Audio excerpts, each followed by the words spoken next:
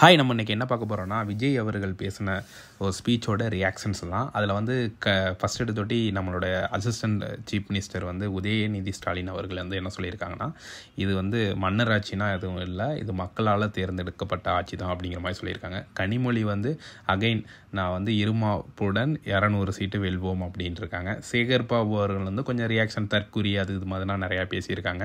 மொத்தமாக பார்த்தோன்னா அவங்களுடைய ஃபுல் எதிர்ப்பு வந்து அது வந்து மன்னராட்சி மாதிரிலாம் நடக்கல, மக்களோட தேர்ந்தெடுத்தது தான், அது இல்லாமல் நாங்கள் வந்து 2026 வெல்வோம் அப்படிங்கிற மாதிரி தான் சொல்லியிருக்காங்க.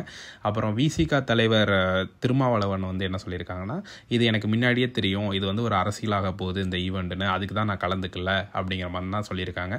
மற்றபடி வந்து அவங்க என்னை பற்றி ஒரு தனிப்பட்ட இதில் தான் பேசியிருக்காங்க. மற்றபடி வந்து இது வந்து எங்கள் கட்சிக்கும் அதுக்கும் சம்மந்தம் இல்லை அப்படிங்கிற மாதிரி தான் சொல்லியிருக்காங்க. அது இல்லாமல் ஆதவ அர்ஜுனன் பேசுனதுக்கு வந்து கட்சியில் வந்து நாங்கள் முடிவு பண்ணுவோம் அப்படிங்கிற மாதிரி சொல்லியிருக்காங்க.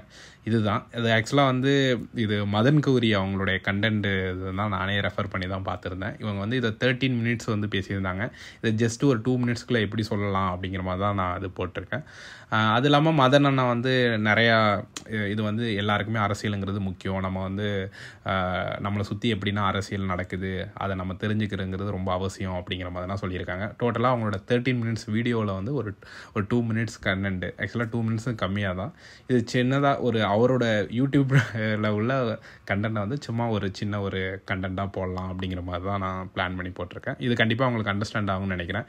இது மாதிரி வந்து கொஞ்சம் ஷார்ட்டமாக கொஞ்சம் ஏதாச்சும் பெரிய பெரிய நம்ம தமிழ் யூடியூப் சேனலில் உள்ளதை வந்து நம்ம ஷார்ட்டமாக வந்து ஒரு அப்டேட் கொடுக்கலாம் அப்படிங்கிற மாதிரி போட்டிருக்கேன். நீங்களும் வந்து இதை சப்ஸ்கிரைப் பண்ணிட்டு ஃபாலோ பண்ணுங்கள் வர்ற அப்டேட்டுக்கு.